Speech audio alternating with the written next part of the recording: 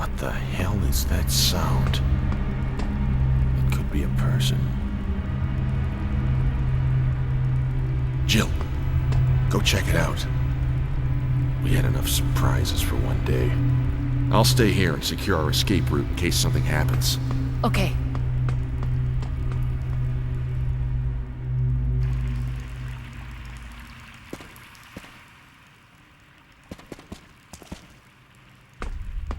I'll stay and secure our escape route. $50 says you're gonna move after the next 10 minutes. What's going on, everyone? It's the Niskel. Welcome back to Resident Evil.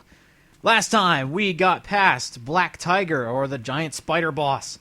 And in this episode, we're going to be exploring more of the underground. Now, this section of the game, it's simultaneously really hard and really easy. Because in these halls is the monster known as Lisa Trevor. She is indestructible. You can shoot as many rounds of shotgun shells, grenades, anything. She will not die. So what you need to do is lead her around this puzzle maze room and figure out where to go. Now that's the hard part. The easy part is just avoiding her. Or it, whatever you need to call it. The first place you need to go is through here. And pretty straightforward, just a couple simple turns, and then when you get to the fork, after seeing the herbs, you just go to the left. And we need this box. Because it doesn't look like any other box in the room, it kind of stands out, so you know you gotta use it. That's the thing about adventure games and survival horror games. You can always tell when there's an item you need to use.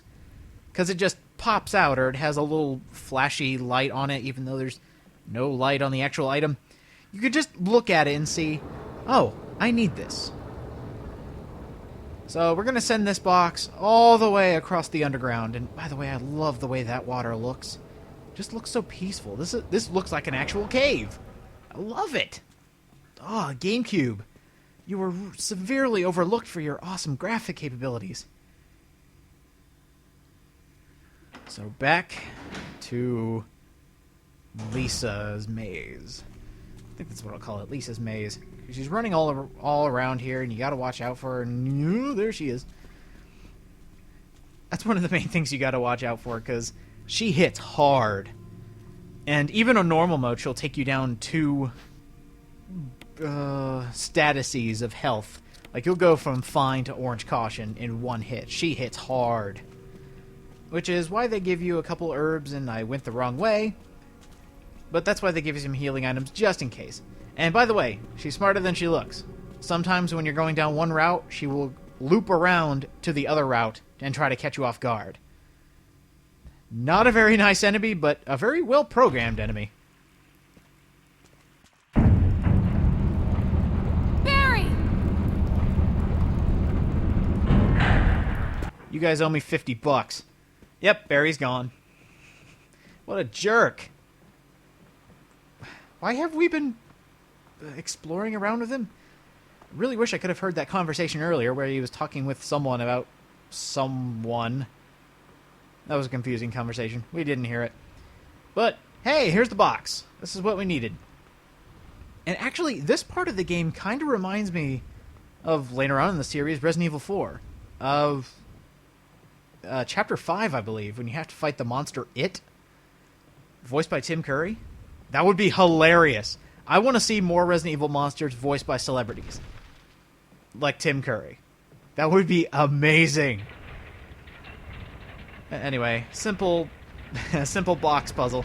You actually need to break the box. Oh, broken.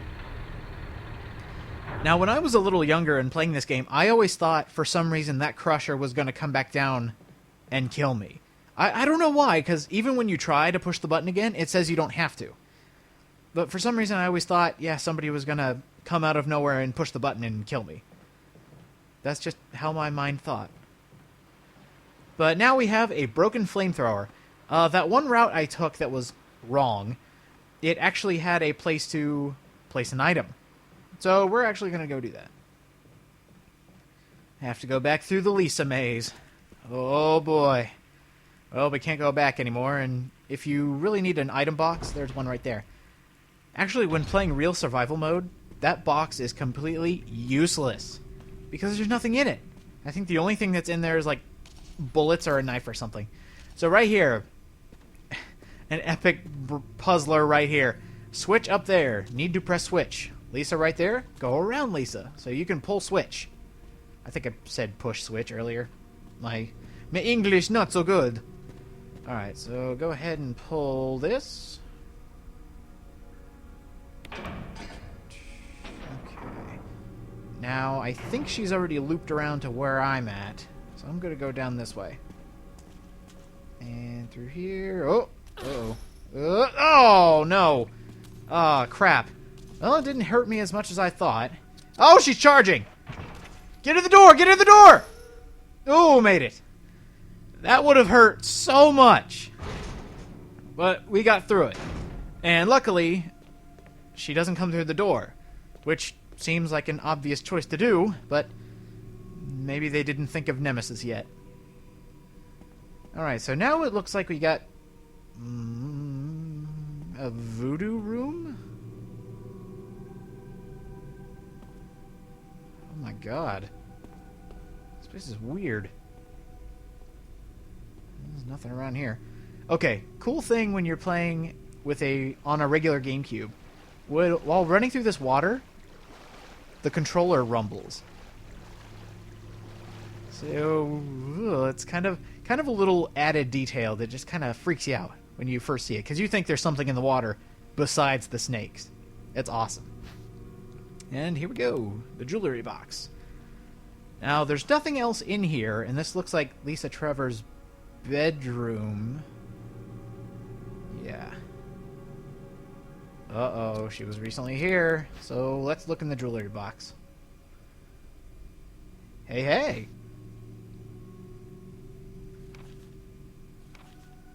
And here we have a family picture and a bunch of different notes as to the fate of what happened to the Trevor family. Them being injected with the different viruses and what the outcome was. So it looks like Lisa was the only one who lived and George was killed. And Lisa actually wrote a journal entry on this. It's actually kind of frightening, because it's kind of like the zombie journal I told you about earlier on in the game. You read it and they're slowly turning as they're writing this. This is pretty much what's happening to Lisa.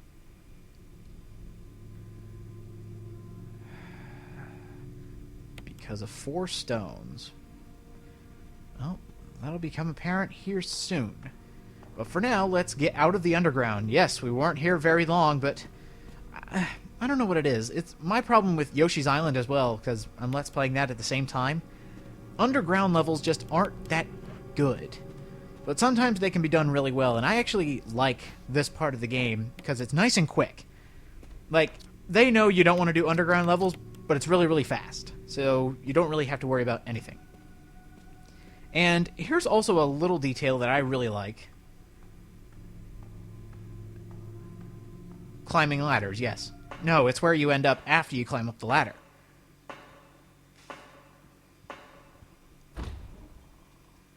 We're back in the cabin. Not the cabin with Plant 42, but the cabin before. That's really cool, and it explains how Lisa gets around the mansion. That is so cool. But now we don't need any more cranks. We don't need anything else, but you do need the 2 books and the stone object and the metal object. So go ahead and combine the stone and metal for the stone and metal object. Very nice. And now let's just continue on. We need to head all the way back to the mansion. And don't forget, there's one specific item you don't want to forget. But again, get there when we get there. That's something I've noticed with this game as I've been Let's Playing it. There's a lot of stuff where I just have to mention where we'll get there when we get there. Well, now we're actually getting there, but there's still more that we have to get to, so we'll get there when we get there.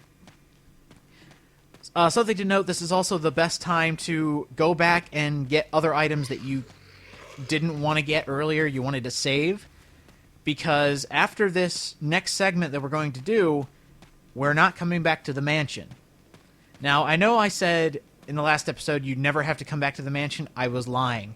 This is the one part where as soon as you get back, you get all your supplies together, and then you leave the mansion, never to come back. And I can't believe I didn't get hit by that zombie, because I was basically right in his arms. I was giving him a zombie hug, and he did not attack me. He must have been one of the good ones. Speaking of zombies, Dead Island. Dead Island was fun, especially when I had some friends around. But when you play the last act by yourself, it gets stupid hard and stupid annoying really fast. And I think I actually have a formula, how I put it together for the Dead Island series. As of now, I'll have to see what happens when Riptide comes out. This is just filler while we're heading back to the mansion. Oh! Take the stone metal object with you when you exit this door. Do not leave it here, or else you're going to have to do a lot of backtracking. But anyway, Dead Island. Dead Island had an awesome trailer. I really, really liked it. It made me buy the game, in all honesty. Plus, it looked really cool. Played the game, and I found out it wasn't that great. So now Riptide's trailer came out, and I'm like, no, that trailer is kind of off and kind of boring, which means Riptide should be the best zombie game ever made. They're kind of reversing it. Good trailer equals subpar game, subpar trailer equals amazing game. Only time will tell, and I'm kind of excited for Riptide, because it's coming really soon after Dead Island. Actually, there was a funny joke I heard as shortly after Dead Island came out. They were talking about how the developers wanted to make Dead World, and hello, Crimson Head, you missed, sucker! When Dead Island came out, they wanted to make Dead World, and then, I forget who it was, I think it was Screw Attack. They said, what's next? Dead Spit? Oh. Uh-oh. This is the room where you need to be. If you have both stone metal objects, this is actually a place I have not shown you yet. So where could I possibly show you now that we're at the end of the game, practically? Back here. I never showed you this. Check it out. Hidden door.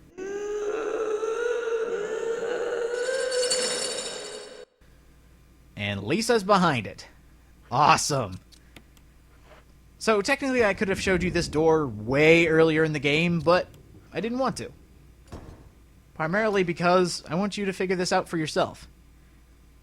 A Let's Play is made to let you buy the game, not just to give you all the secrets at the beginning. And actually here, we are getting close to the end. Right here is a typewriter just in case you need it.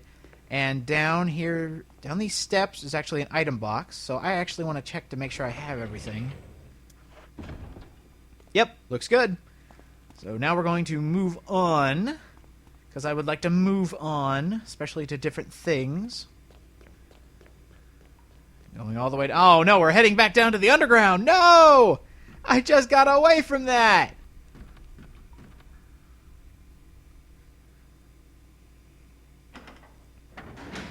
Okay, I really like how this room looks. Oh, look at all that... Oh, look at all this little detail. Oh, all the candles and everything. It's like we're about to head into a torture room. Alright, boss time. And a big choice.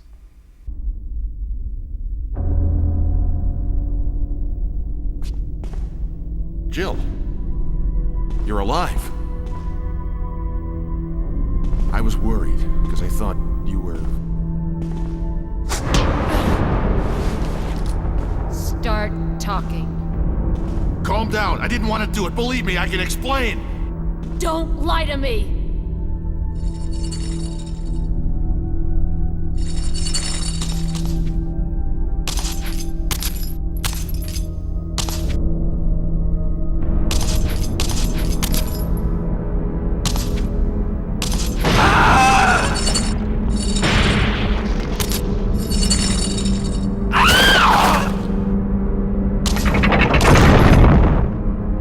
To talk. Jill, hand me my gun! After all you've done to us, Barry, you know what?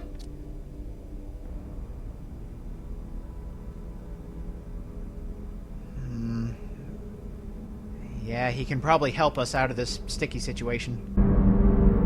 Thanks, Jill.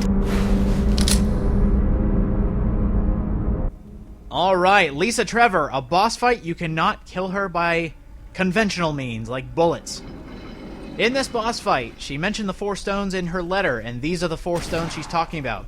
You need to get rid of these by pushing them off the ledge. Now, she is still indestructible, but for some reason, Barry's Magnum is the only thing that can, like, stun her. So as she's getting close, Barry will take a shot, and she will not hit you. Now, she does have tentacles that hit you from the back, so just be careful. And really, this is a simple boss fight. Just as long as Barry lived. Yeah, just as long as you gave him his gun back. There we go, it's over.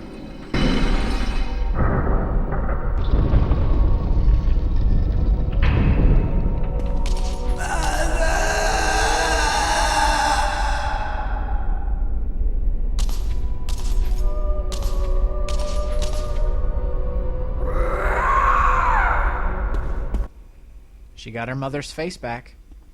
And died.